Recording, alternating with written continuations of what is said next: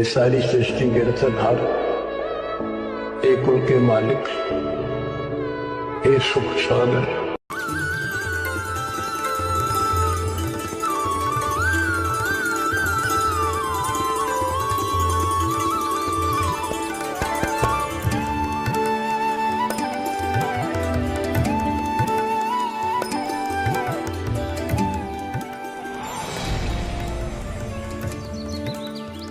राम राम भगत जी। राम राम। आओ भगत जी बैठिए, खड़े क्यों हो? संत रामपाल जी महाराज अपने परने को पुलिया की दीवार पर बिछा देते हैं और महात्मा जी से बैठने का आग्रह करते हैं। कहाँ से आए हो बेटा, क्या करते हो? भगत जी, वैसे तो मेरा गांव धनाना है, जिला सोनीपत में पड़ता है। अब एक छोटा सा मकान बनाकर रोहतक में रहता हूँ। जूनियर इंजीनियर था, लेकिन अब नौकरी छोड़ दी है।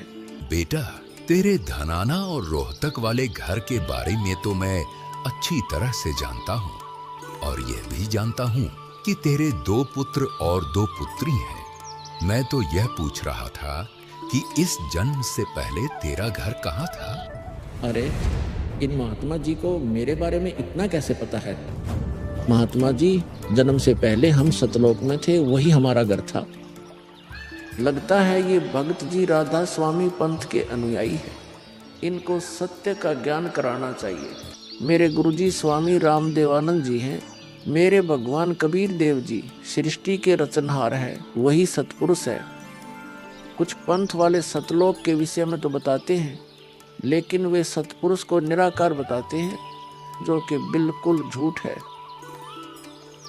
भक्त जी, मैं स्वयं संत गरीबदास जी के पंथ से जुड़ा हूँ। संत गरीबदास जी गांव छुड़ानी, जिला झज्जर वाले थे और उनको 10 वर्ष की उम्र में कबीर परमात्मा जी जिंदा महात्मा के रूप में मिले थे। उसके बाद कबीर परमात्मा जी गरीबदास जी की आत्मा को अपने साथ सतलोक ले गए थे और वहाँ की सारी व्यवस्था दिखाकर उन्हें इस धरती पर वापस छोड़ा था।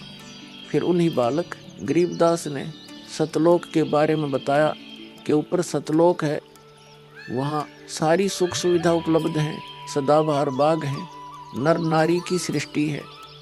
वहीं पर एक गुम्मट युक्त महल में कबीर परमात्मा जी सिंहासन पर बैठे हुए हैं और वहीं से कबीर परमात्मा जी इस सृष्टि को चला रहे हैं। हम सब वहीं रहा करते थे, वही हमने जाना है।